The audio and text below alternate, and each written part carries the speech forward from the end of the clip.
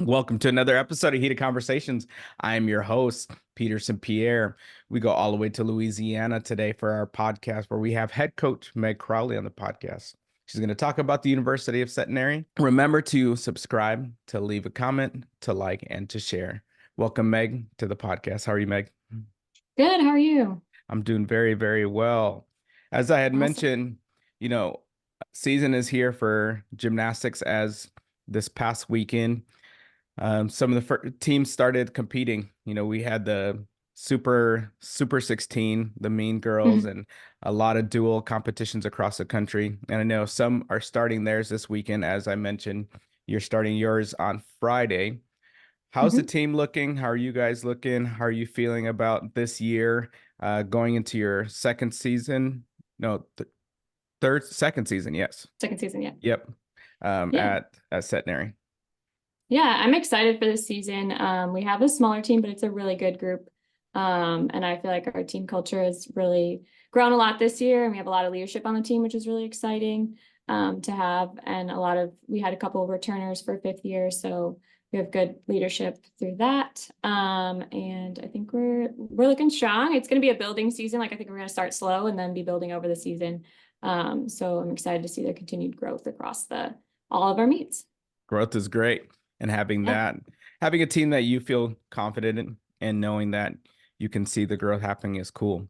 And before we kind of dive deeper into that, I have a couple of questions for you. My first question is, if you could have anybody cook you any meal, that's anybody in the world, who would you have cook you that meal and what would you request of them to make you? Um, let's see.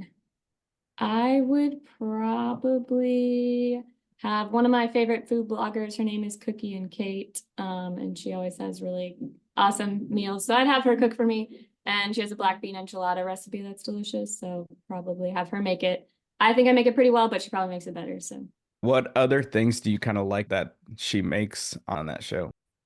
She has a really good cookbook called Love Real Food, and I have not been disappointed by anything I've made out of there. So it's all vegetarian, which I like to cook at home vegetarian. I'm not vegetarian, but I do like to cook vegetarian.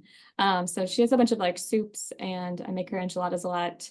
And she has like a really good eggplant lasagna, granola. I make her granola all the time. So yeah, all good stuff. Yeah, talk about like your inspiration for, some of the things that you like, because I think food is something that really makes connects people, and even some of Yeah. the people that we can connect to, like you have with this cook. What are some of the things that you enjoy, even about not only just about her cooking, but even just when you're interacting with her recipes. Yeah. I love food and I'm like a big proponent of food. That was like one of my big initiatives when I came down here because my sister's a nutritionist. And then like I grew up and my mom cooked and baked for us all the time. So like food's really important to me. And I do that for the team too. Like when our calf here on campus closes down for like breaks and stuff like that. So over Christmas break, like I'll cook for them. And it's just like a lot of fun because I agree like food is like connection and building that with them and kind of sharing like recipes that I like. And so I guess what I like about her stuff is it's like really easy. Like there's not like crazy recipe like or ingredients. I don't have to be like, where do I find this in the aisle? Like it's all simple stuff that I can throw together, which is really helpful because the more simple the better for as far as meals. For weekly stuff, if I want to get fancy on the weekends, that's maybe a little different, but like day to day kind of meals. That's why I like her. It's easy. And can you talk about even the food around where you guys are at, where the university's at, and what are some spots that you like to go to? Yeah, Shreveport has a really good food scene, a lot of smaller restaurants. Obviously, we have Cajun food. And so there's a place called Maryland's that has really good, like, I always take a lot of recruits there for beignets and just also like kind of get them exposed to the culture. And then obviously, we're going to be getting into crawfish season soon. So there's a lot of crawfish restaurants, things like that. Um, there's really good Mexican food. I mean, there's all kinds of stuff here. It's a really Shreveport's a growing town, and so it's exciting to see like their food scene, especially coming from Chicago. I was a little nervous about that because Chicago's like a big foodie city, but Shreveport's got some good stuff. You just got to be on the hunt for it. So Yeah. And even talking about Louisiana and Shreveport and all the surrounding cities, I know, culture is a big thing. And one thing that's a huge thing is also the music. And so my Mhm. next question has to do with music. If you could see anybody live in concert, dead or alive, who would you go see and who would you take with you to go to that concert? I would see Alicia Keys. Mm, I think she's just phenomenal. I've seen her one time. And just I think just like her personality in general, and just she goes out there and kind of lays herself bare and just sings her heart out. And it's really beautiful to see. And she doesn't always wear makeup. She wears it if she wants, she doesn't. So I just think she has a good message all around about a lot of things. So I really like her. And who would I take? I mean, I'd probably take my whole team if I can take them all. yeah. I Show them good role models. Right. And I could agree with you because I'm a huge Alicia Keys fan as well. Myself being a musician and kind of growing up around the time where she was really Yeah. popular in her music. You and I think, are similar age. I graduated from high school in 2010. Um, Yeah. and Very similar. so, and so she was, instrumental part of some of the music that I listened to or enjoyed.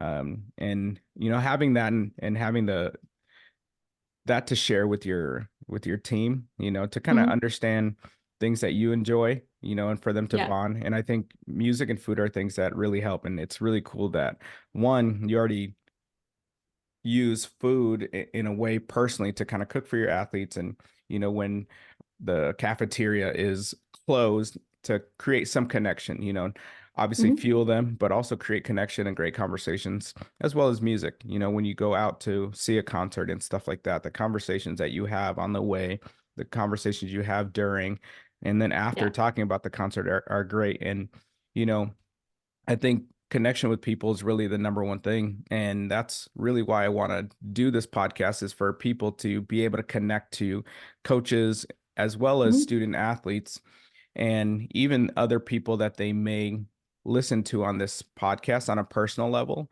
So that as they talk about what they do as an occupation, there's a Mhm. stronger connection, because there's so many who do the same things, but we connect to the people behind that a lot of times. And Yeah. if we're going to choose a certain doctor or, we'll talk about your career as a physical therapist, a lot of the times people are choosing the person and what, how they feel Mhm. comfortable with the person, because you can, again, go find a physical therapist anywhere and they may not be the right fit for you, just Mhm. personality wise. And so I think that's super essential. Oh, I was gonna Oh, say one funny thing go about the ahead. music, like connecting on the music. When I came back here last year and just like listening to what they listened to in the locker room, and I was like, they're listening to the same songs we listened to 10 years ago when I was in the locker room. It's just funny, like some things have changed, but like music, some of the music, like pump up music, has definitely stayed the same over the last 10 years. And I was laughing about that. No, I think that is really cool. And I think what's really funny too is those who are really into TikTok, is a lot of the songs that we thought were really like the anthem songs are now Mhm. becoming the things that they're kind of doing on TikTok as trends, and as if it was like brand new New, yeah. right now. And it's like, Yeah. did you know? And we're like, yes, this is so, Yes. 2000 whatever. And they're just like, oh my gosh, this is so. And I Yeah. think it's cool to kind of see that stuff. And that's probably what the generations ahead of us probably were thinking when we thought some of Yeah. their songs were, the coolest things ever. But I'm sure. Yeah. being on this side of it is kind of cool. It's funny. Now, can we talk about a little bit of your career? When did, Yeah. sports start for you? Um, Mhm. and even just going back to like growing up as a kid, where did you grow up? What things did you like to do? Can you talk about your family and then Mhm. how it led you to where you are now? Yeah, so I started gymnastics at a really early age. My older brother, I'm one of four, I'm the second in four. My older brother did gymnastics, and then so I was like tagging along to go to the classes, and I just really wanted to do it. So my mom put me in classes too. And then it kind of just like took off from there, and I just continued with it. And it was also cool, like as a bonding thing with my older brother. He did gymnastics. He took a little break, but then he got back into it like late junior high and high school. And he actually went to the University of Illinois at Chicago and was on the men's team there. So that's kind of a cool thing we have together. And then, yeah, I just kept plugging along. I went to Bannon's in spring. So that's like the northwest suburbs of Houston. Um, and then gymnastics took up a lot of my time. But outside of that, in junior high and stuff, I was on the swim team. I read a lot. I was really into school stuff. So, but yeah, a lot of it was gymnastics growing up.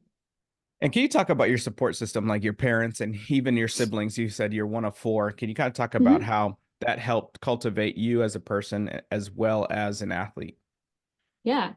I mean, both my parents were super supportive. My dad came to like all of my college meets, especially like my senior year, he would travel to a lot of them and stuff. So that was really awesome and just like show up. And even like now as a coach, he's doing that too. So it's cool to like see him just like, and he just showed up to TW last year. Like I didn't even know he was coming. So that's been really fun to like have that support too. And they all watch from afar as I'm coaching. And then growing up, I mean, just being like one of four, it can be like a little hectic, but you know, the gymnastics time, like my mom and I would always travel to stuff. And so that was a lot of fun. And sometimes like my siblings got to tag along. I think they enjoyed it. I don't know if they really loved sitting at gymnastics meets.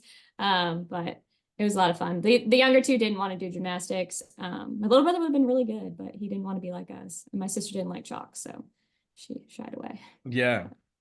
Now, I know that for about 6 years prior to you getting into coaching, you're a physical therapist. Can you kind of talk Mhm. about your journey from that and living in Chicago to now being the head coach at Centenary? Kind of what about, the position made you want to transition into coaching? Mhm. And then also talk about what you did as a physical therapist. Yeah. So yeah, I was a physical therapist up in Chicago for 6 years. I worked in like an outpatient orthopedic setting primarily. And so, you know, like you roll your ankle, you know, an older person falls, something like that, like they're coming in to see me. And then kind of towards the end of that time, I also got into some women's health stuff, which I think has been really helpful as I've transitioned into this job. And I actually really love that I get to continue to use like the knowledge that I gained as a physical therapist. I think it's been really helpful in this role too. And I use all that stuff. Like we do a lot of rehab and prehab and things like that that I've been able to put into their warm-ups or if they have extra time. So that's been super helpful.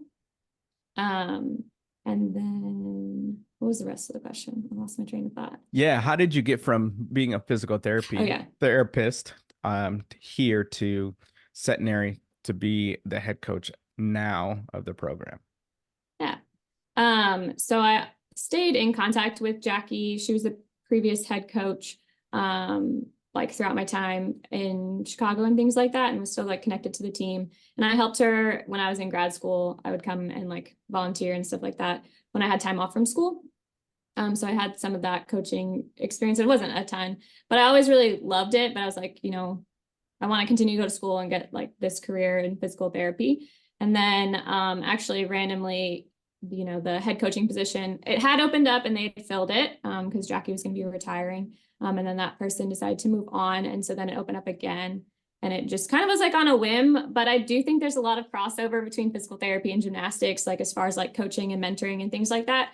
And I was really looking to, one, give back to the sport. And I wanted to have that connection because I think with my background, there's like so much that I can help, like not only my girls, but also like across the like NCAA and even younger than that, as far as like women's health stuff. And then the other thing is I love the connection part of physical therapy, like building connections and like making goals with them and like helping them get better. Like it's such a satisfying job and I really, really loved it. But I also like, I think was still wanting to like be able to dive deeper, like build stronger connections for longer. And so like coaching is allowing me to do that. And so that's the part that I really love is that like connection building and like mentoring and like helping them with life skills. You know, it's about gymnastics, but it's about so much more than that. And, you know, helping them to see that and grow. So it's been exciting to do that. And I think that's exactly what it's about. How you mentioned to kind of see things and grow, right? And you had also Mm-hmm. mentioned how you want them to grow throughout the season. And a lot of Mm-hmm. times it is on a personal level first that we do, and having mentors like yourself to be able to walk alongside them, one who's done it at the same place that they have done it, and to Mm-hmm. be able to relate to them and to, share some of your knowledge and hopefully help them be able to reach whatever goals that they want and be better women. And you also Yeah. mentioned, women's health stuff. Can you kind of dive into that a little bit? What are some of the things that you have found in your time as a physical therapist, but also doing, research and, you know, um, in the field of women's health? What are some areas that you feel are important for athletes as well as women to kind of do to kind of help with that area of their life? Yeah. So I think like specifically for female athletes, one of the bigger things is incontinence. And so like, they'll call it like tumble juice when they're tumbling, or like we're about to do front tumbling and everyone runs to the bathroom and you're like, okay, Yeah. we're about to do that. So kind of working with that kind of stuff. And so a lot of that is education. And then just kind of getting in touch with their pelvic floor, like how can we relax it? Because most of the time it's not because most people are not weak, especially not gymnasts. It's not because they're weak. It can be because it's too tight and then it's getting fatigued, or they're generally like global weakness and sometimes, or just like lack of coordination of the contraction, like when you're doing things. So it's like working on stuff like that. I do a very basic education like with my girls each year. And that has been really eye-opening to them. Like just things that like were eye-opening to me as I learned it. I was like, I should know about these things. Like I'm in the medical field and this is my body and I should like know about this stuff. So, I mean, it's really basic things like you don't need to power pee. Like those 5 seconds, it's not going to do anything. So just like, take your time. It's fine. Yeah. And so things like that are kind of like, do you really have to go to the bathroom or are you just nervous? And kind of like, can we suss that out? Because your brain's going to start making connections. Like she said floor, now I have to go to the bathroom. It's like, no, you don't. You just went like 5 minutes ago.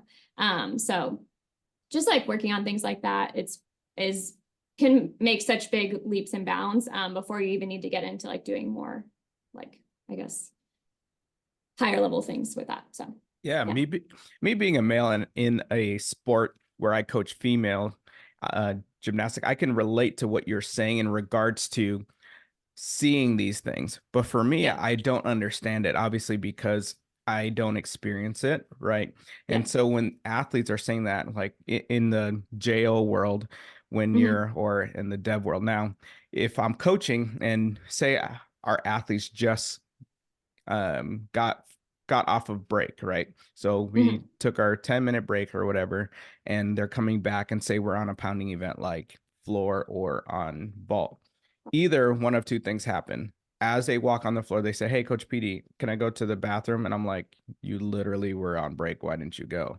Or they take one pass and they're like, "I need to go to the bathroom." I'm like, and I didn't understand, right?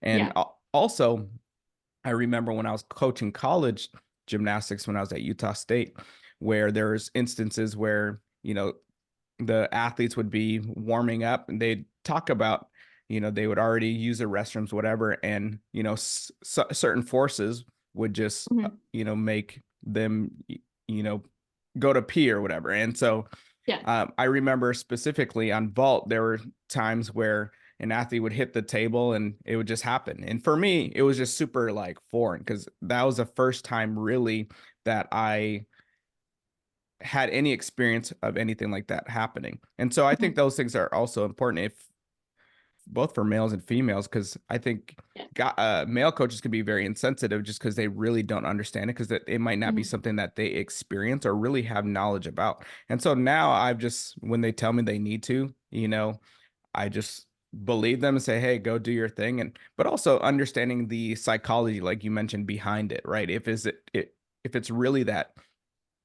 the development of, to be able to control that is not there, or if it's really you're making that connection with your brain saying, hey, I'm on a event that I'm nervous about, and just getting some of those nervous tinkles that kind of show up, or things that Mm-hmm. you're telling yourself to show up so you can avoid having Yeah. to either start that event or even do that event. Yeah. I think one kind of helpful thing that you can use is like that I tell them is like if you truly have to go to the bathroom, it should last at least 8 Mississippis.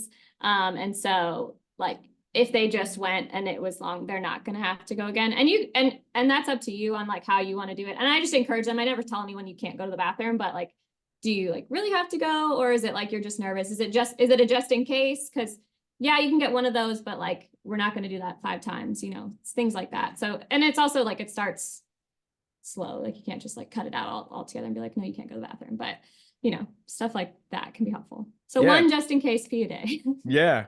And I think that's important, especially to educate coaches on that, or even athletes on that. So it's Mhm. cool that we're having this conversation and talking about that, because that is something I believe that a lot of coaches or athletes are dealing with. But there is to me, I Yeah. think very little education on that particular area of the sport.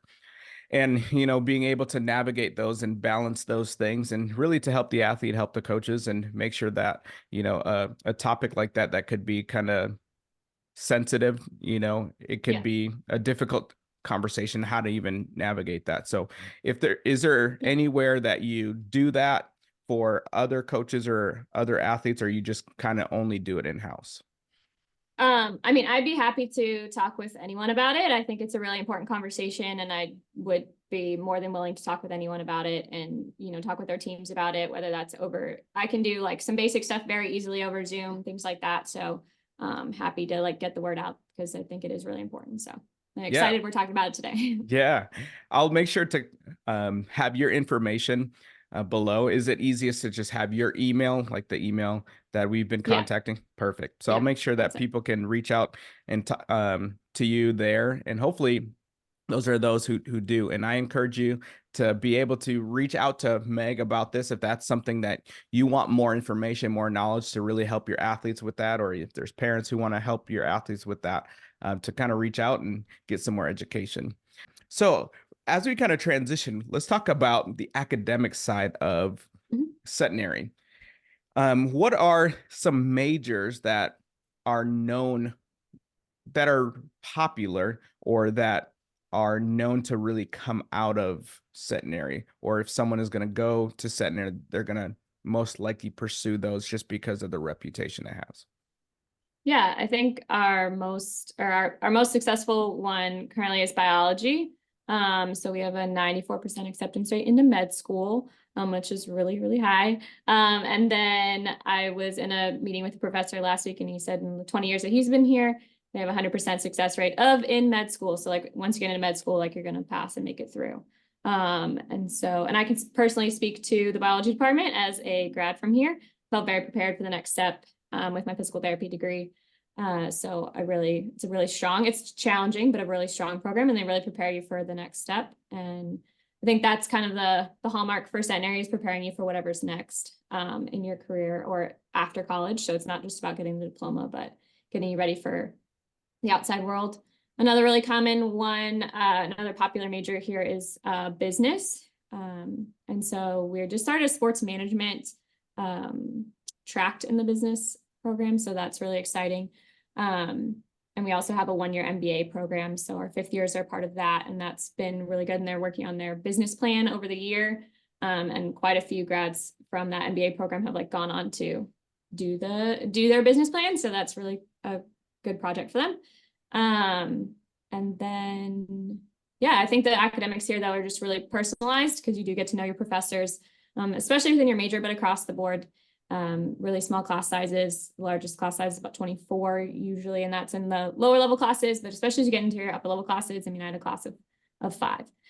So you definitely know your professors. They know who you are. They know you do gymnastics. We have a lot of athletes on campus. Over 50% of our student population are athletes. So the professors are dealing with athletes all the time, not dealing, but like they know how to handle like travel, things like that for athletics, and are really supportive of athletics. So yeah, it's just a very personalized education. And what is the size of the enrollment, undergrad or even graduate enrollment at Centenary? Yeah, so we have 650 students here at Centenary. So very small. Very cool. Now, is there other universities in Shreveport, or is Centenary the only one? And does Shreveport support the university pretty well as Centenary kind of have a presence within the community? Yeah. So LSU has another campus here, LSU Shreveport. So that's the other big college in town. And as far as like Shreveport supporting Centenary, it is very supportive for Centenary, and I think it's really going to grow. We just added football as a program here, so now we're the only college football team in town. And you being from Texas and here in Louisiana, like football is king. So I think that's bringing a lot more people knew about Centenary before that, but I think it's really helping to like grow the image across Shreveport. And so that's exciting for all of athletics, really, just to get our name out there even more in Shreveport and get more support across the board. But I would say you know, in the gymnastics community here, there's only a few club gyms in town, but we work out at one of them, and then the other ones, you know, obviously are aware of it. So we do have a lot of support from that too. So that's exciting. And you just mentioned, as we kind of transition to the gymnastics side of things. Yeah. Actually, before we do that, I have one more question Mhm. academically. What is the tuition? And are you guys a private school, public school? And what is your overall tuition for a athlete or student athlete to attend Centenary? Mhm. Yeah, so we are a private liberal arts school. And so tuition is, I think, with room and board and everything for like fall of 2024 is going to be about 56. However, 56,000. However, we have really, really generous scholarships. 100% of students here, if you get into Centenary, you are going to get a scholarship, and the lowest scholarship level is 15,000, and it works its way up to 28. And then we also have a bunch of other scholarships on top of that, depending on whether you are from Louisiana or out of state. I mean, we're private, so the tuition doesn't matter either way, but there's like specific programs for students here in Louisiana, like the TOPS program and stuff like that. And then there's also like one-off, or not one-off, you get them all 4 years, but like a lot of scholarships for, you know, if you come on a visit, you get $1,000 for all 4 years that you're here. So there's a lot of scholarship opportunity. I know the price tag can be scary, but I can speak to it personally for myself. Coming from out, like technically it's a private school, I'm out of state. I mean, you're not out of state, but like I went out of state, and my schooling was cheaper than my younger brother and sister who went in state to Texas Tech. So, yeah, it can seem like a scary number, but I think with all the scholarships and things like that, it really does kind of level the playing field. And what division are you guys? Both for We're gymnastics, Division but 3. okay. Division 3, yeah. So there's no athletic scholarship. And you had mentioned that you guys train at a club gym. Can you kind of talk Mhm. about your setup there, as well as where you guys compete when you guys have home competitions?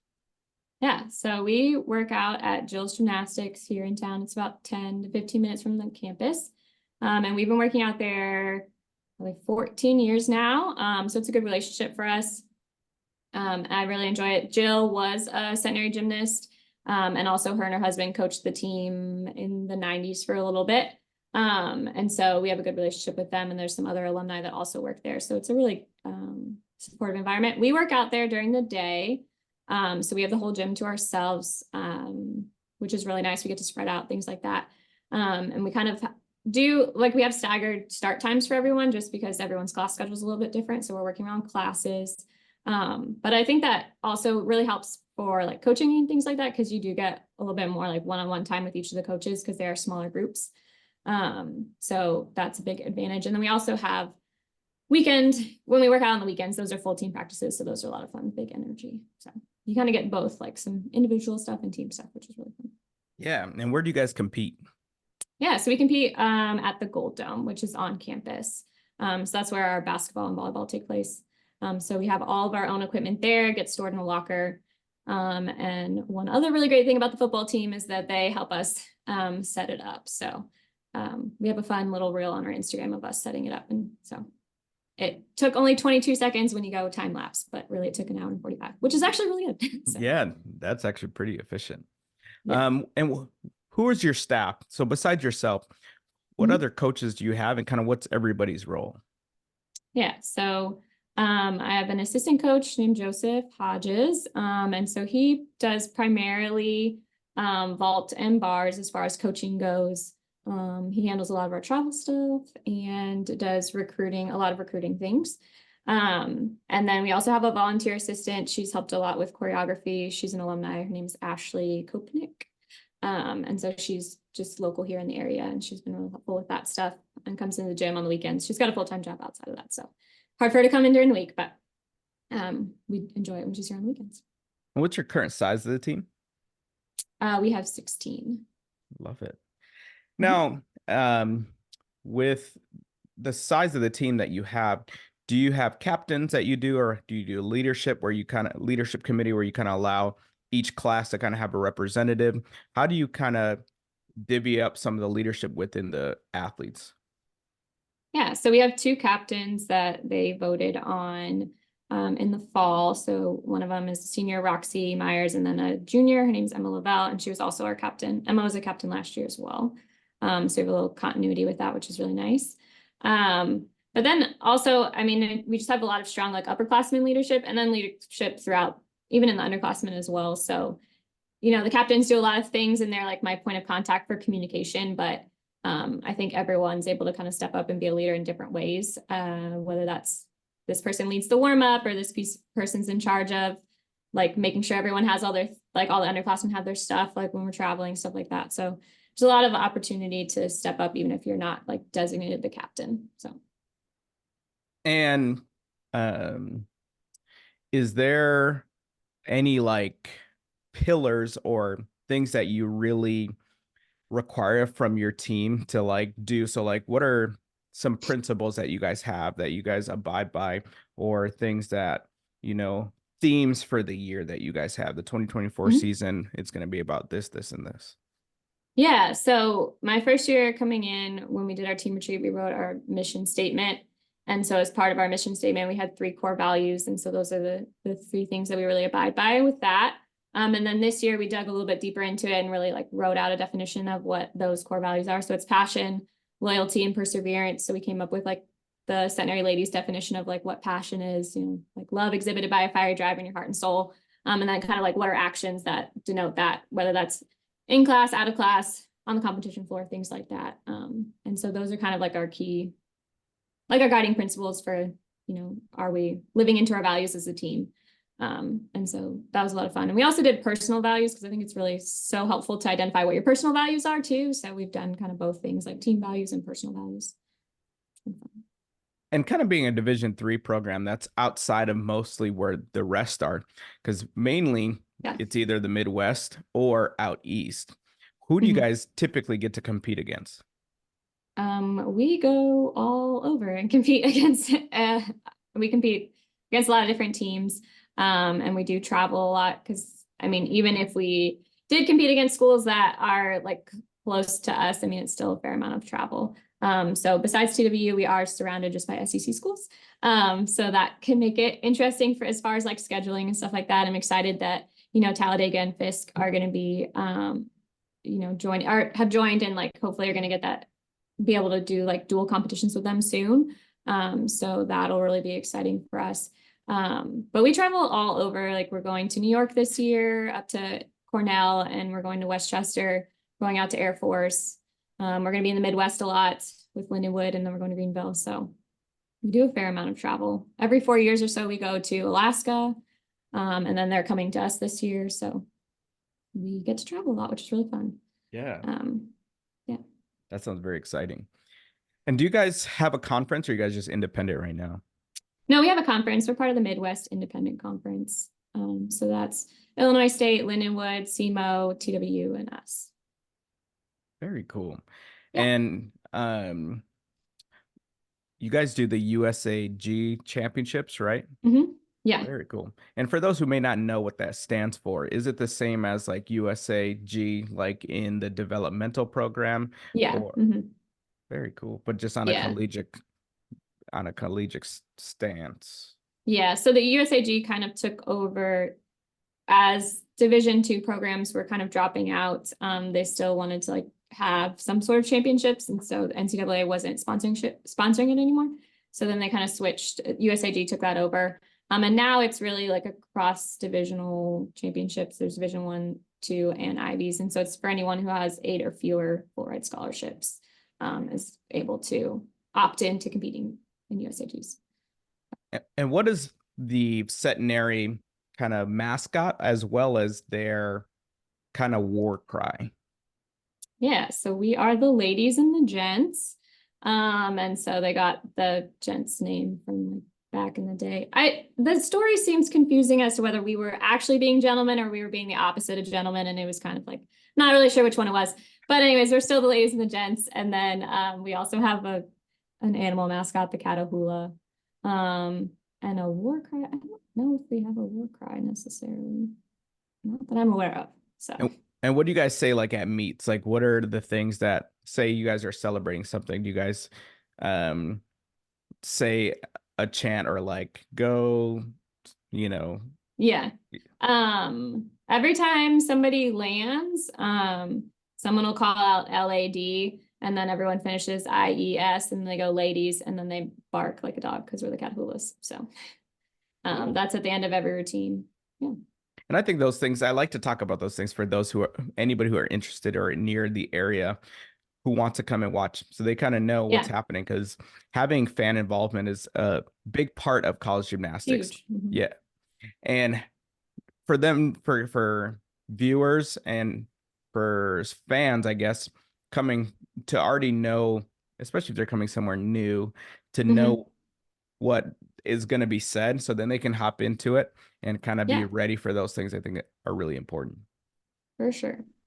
Do you have any last kind of nuggets or anything like that you want to leave with the viewers or listeners about yourself personally, or even your program?